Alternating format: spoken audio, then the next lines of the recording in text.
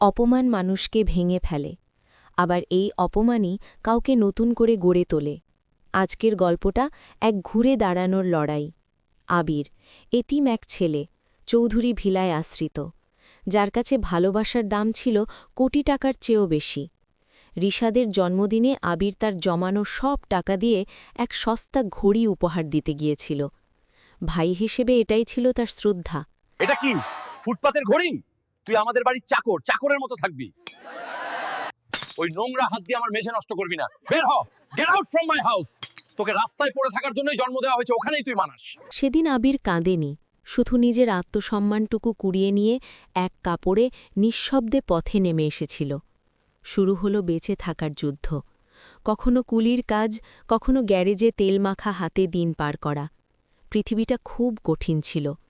রাস্তায় রাত কাটানো আবির লক্ষ্য করল, মানুষ যা ফেলে দেয় সেই আবর্জনা বা ওয়েস্টের মধ্যেও সম্পদ লুকিয়ে থাকে। দিনে হাড়ভাঙা ঘাটুনি, আর রাতে রাস্তার ল্যাম্পপোস্টের নিচে বসে টেকনোলজি নিয়ে পড়াশোনা। তার চোখে তখন শুধুই আগুন। সে আবর্জনা থেকে দামি চিপ বের করার এক নতুন পদ্ধতি আবিষ্কার করল। এভাবে ৫ বছর কেটে গেল। শূন্য থেকে গড়ে উঠল আবিরের এক নতুন সাম্রাজ্য। অন্যদিকে অহংকারী রিশাদের বিলাসিতায় চৌধুরী গ্রুপের ব্যবসার ঋণের দায়ে ডুবে গেল।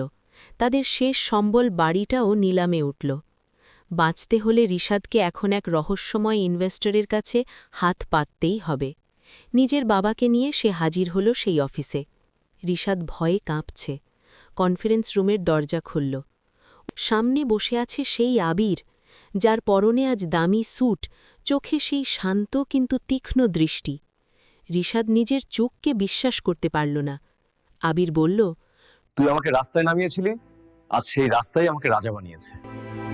রাজা হতে প্রাসাদ লাগে না রে, বড় মন লাগে। তোদের সব সম্পত্তি আমি ফিরিয়ে দিচ্ছি।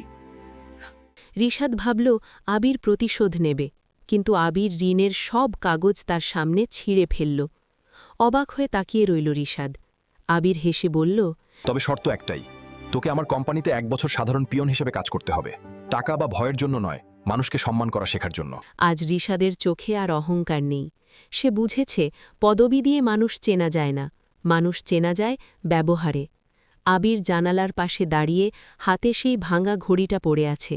কাউকে কখনো ছোট ভেব না। মনে রেখো, আজকের লাথি খাওয়া পাথরটাই কালকের পূজনীয় বিগ্রহ হতে পারে। জীবন একটা আয়না মাত্র।